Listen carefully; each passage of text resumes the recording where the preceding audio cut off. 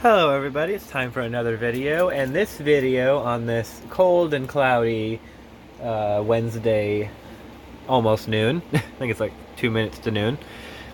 I wanted to show off the catasetums again and show you, kind of update you guys on the progress as a request by some people in the High Desert Orchids group.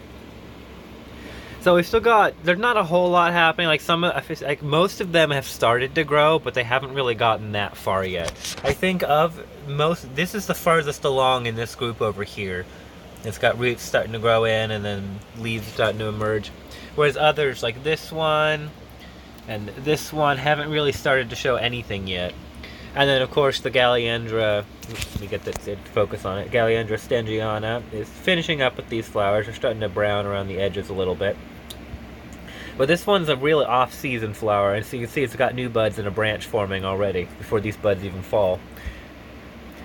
And I'm debating whether or not I want to let it do those buds, because while I love these flowers a lot, it needs to get its dormancy or else it's going to be completely off-season next year as well, and it's going to take even longer to resettle back into this season cycle. So I'm probably just going to cut the spike off entirely once these flowers are done, as painful as it is. And it'll flower again in summer, and probably do even better. This was a first bloom seedling. So some people were wondering like the differences in when you should repot and whatnot. I've already repotted pretty much all of my catasetums. I think the only one that hasn't been yet is this one right here, which is dentigrinum, or dentigriana, which is tigrinum and denticulatum. That's the only one that hasn't been repotted yet that I can recall off the top of my head right now. Every other one has been repotted.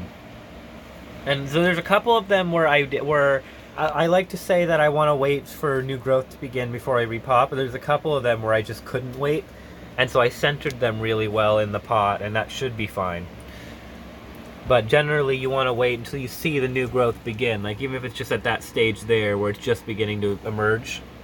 Oh, this one's being weird, like it's this little round nub and then the roots coming out of it already. But when you have them small like that, when you can see where it's going to grow, then you can repot and orient it so that it has a lot of room to grow. But I also as well highly advise against removing pretty much any roots if you can. People claim a lot of the time that it's perfectly safe. I don't believe that, and I've had personal experience say otherwise. Whereas if something happens to that new growth, which is the source of the new roots for that year, the only roots it'll grow for that year, that is too, you don't want to remove the old ones, because not all of them die off, and sometimes, so I've seen it in more vigorous hybrids like Mineriara, Millennium Magic, or Cycnodes Wine Delight, where old roots will even branch and start growing new roots off of the older ones. And so then these roots still have some functionality and can take up some moisture and slow the desiccation of the plant while it tries to grow again. And this is huge for me, I feel. I feel cutting off for roots, especially as some people cut them off entirely and just have a bare bulb that they have to stake up in order to sit it upright. It's like, I don't believe that's good at all. I think that's more harmful than it is good. And no one has really actually made a fair case, I feel, for removing the roots, so I always recommend don't remove the roots. But so yeah, this is what they look like so far. I'm not watering any of these yet for the most part. I am watering the Galliandra boweri here. The Galliandras like to be a little bit wetter, I know, even in the day. I've learned even in the winter here. So I give it some watering here and there. And this one, I'm letting it dry out a little bit between waterings, but I'm still keeping it fairly watered because it is still green and supporting flowers right now. I mean, just look at it. Let me get another look at those, like if I can get it to focus on them well. There we go. Look how beautiful it is. The petal and sepal color is my favorite, but then that little heart on the lip is real nice. It is very slightly fragrant, but I can't make out the fragrance well enough to pinpoint what it is, like what the notes of it are. But then this is the Galliandra leptoceras here. This one's starting to grow. It's starting to put out a little, I think if I had to focus on it. Yeah, it's kind of visible there in the middle of the screen. There's a little nub starting. So yeah, this is what they look like right now. The only one that is being watered like full time, let me sit back a little so I can hold it in the frame, is this one. This is the Catasetum. I'll put it on top of the humidifier here if it will stay. No, it won't. Okay. This is the Catasetum frilidoris. You can see how beautiful those frilly leaves are. This one started growing all the way back in like December. Went dormant pretty early, like in September-ish, and then it woke up pretty early in December.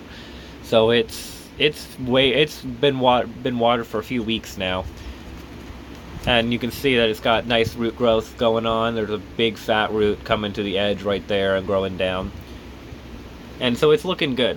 This one's been watered for a few weeks. And this is what they look like as they get going. By this point, if you haven't started watering, you really should be.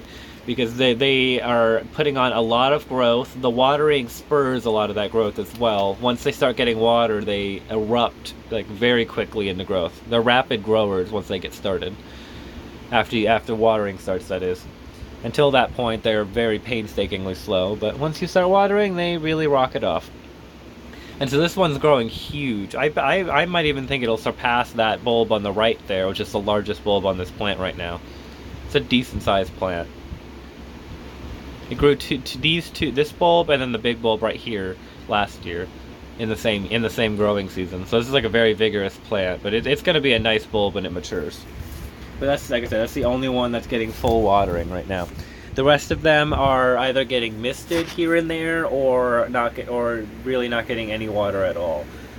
I have a very humid, wet climate, so I don't have to water really that much in the winter. Some people have to water a decent amount even during dormancy because it's how dry their air is. And these guys, and if they get too wrinkly, they won't grow well and they won't flower the next year usually. I've learned anyway. So yeah, this is what they look like so far. I'd be happy to answer any questions about them in the comments or on the Facebook group when I share this video to it. There's still a lot to learn about these interesting orchids, but they're very quickly becoming one of my favorite groups of orchids. And I think the Cattleyas, warm-growing Phalaenopsis, and Catasetum types make up the majority of my collection. Then I have a mix of other things, but like single category orchids, these are one of the higher ones. And I still love my Galliandras the most. They bloom so much, they last a long time, and they're nice smelling, and they're easy growing.